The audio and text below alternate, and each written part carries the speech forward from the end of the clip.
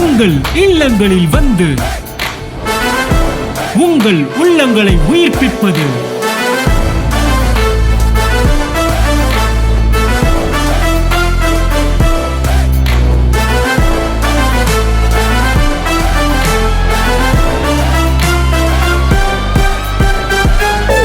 உங்கள் channel DJ.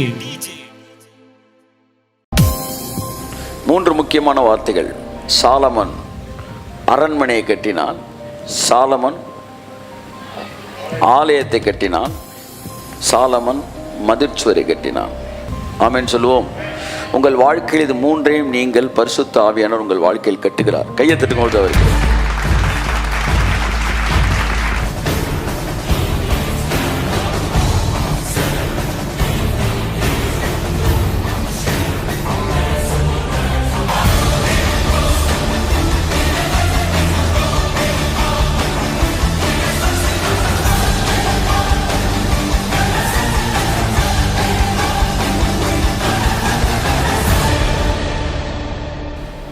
அரண்கள் என்கிற தலைப்பில் ஏறக்குறைய ஒரு 6-7 வாரங்களாக நாம் 7 செய்திகள் கொடுத்துருக்கிறோம்.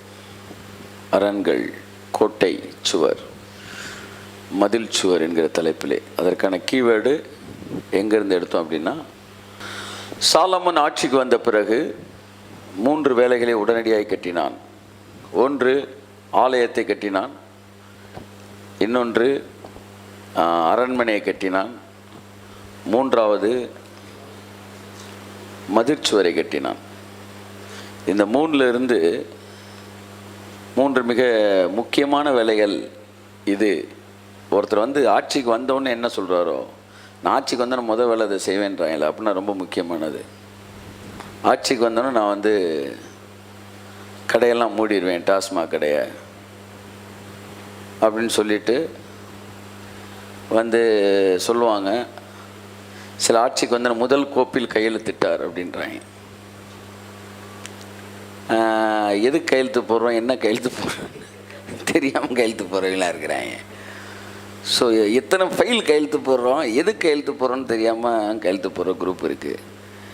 ஸோ இப்படி பல விஷயங்கள் போயிட்டுருக்கு. முதலில் வந்தவுடனே எதை நிறைவேற்றுகிறோம் என்பதை வைத்து அது எவ்வளவு முக்கியமானது என்பதை நாம் புரிந்து கொள்ளலாம்.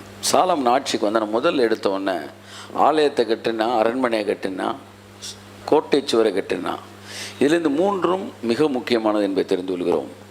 நான் உங்களுக்கு புரிவது போல ஒரு வியாக்கியானம் செய்கிறேன். ஆலயம் என்பது வேதம் சொல்லுது, நீங்களே அந்த ஆலயமாய் இருக்கிறீர்கள். நம்முடைய சரீரத்தை சொல்லுகிறது, நம்முடைய ஸ்பிரிச்சுவல் ரெல்ம் அதை குறிக்கிறது. நம்மளுடைய ஸ்பிரிச்சுவல் லைஃப் அது கூட ஆலயம். அடுத்த அரண்மனை என்பது சாலமன் தன்னுடைய பர்சனலுக்காக கட்டினது.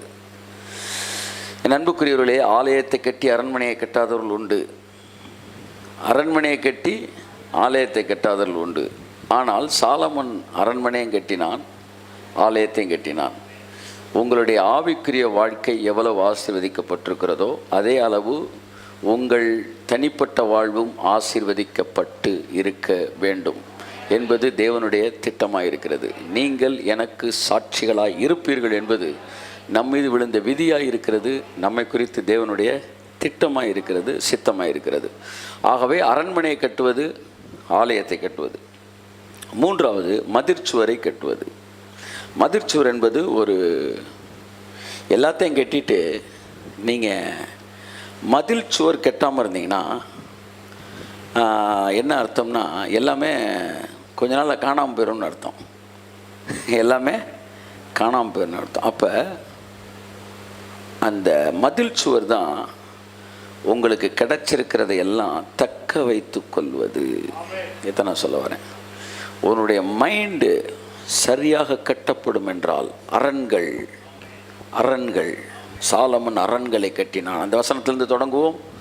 1 ராஜாக்கள் 3:1 வாசிங்க, எடுத்துங்க. சாலமோன் எகிப்தின் ராஜாவாகிய பார்வோனோட சம்பந்தம் கலந்து பார்வோனின் குமார்த்தியை விவாகம் பண்ணி தன்னுடைய அரண்மனையையும் கர்த்தருடைய ஆலயத்தையும் எருசலேமின் சுற்று மதிலையும் கட்டி தீரும் மட்டும் அவன் அவளை தாவீதின் நகரத்தில் கொண்டு வந்து வைத்தான். 1 ராஜாக்கள் 3:1.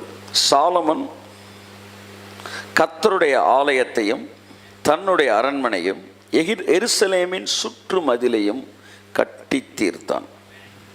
3 முக்கியமான வார்த்தைகள்.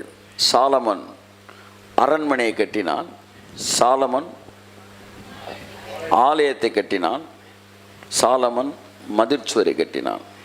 ஆமென் சொல்லுவோம். உங்கள் வாழ்க்கையில் இது 3ஐயும் நீங்கள் பரிசுத்த ஆவியானவர் உங்கள் வாழ்க்கையில் கட்டுகிறார். கையை தட்டும்போது அவருக்கு பரிசுத்த ஆவியானவர் இந்த 3ஐயும் உங்கள் வாழ்க்கையில் கட்டுகிற தேவனாய் இருக்கிறார். உங்கள் inner man and outer man and the protection of the holy ghost. Protection எங்கே இருக்கு? அதை தேவன் கட்டுறார்.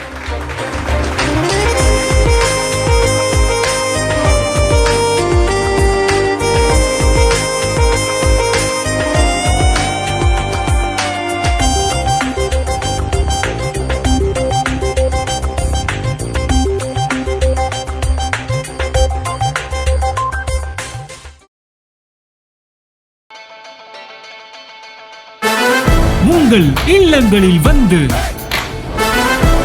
உங்கள் உள்ளங்களை உயிர்ப்பிப்பது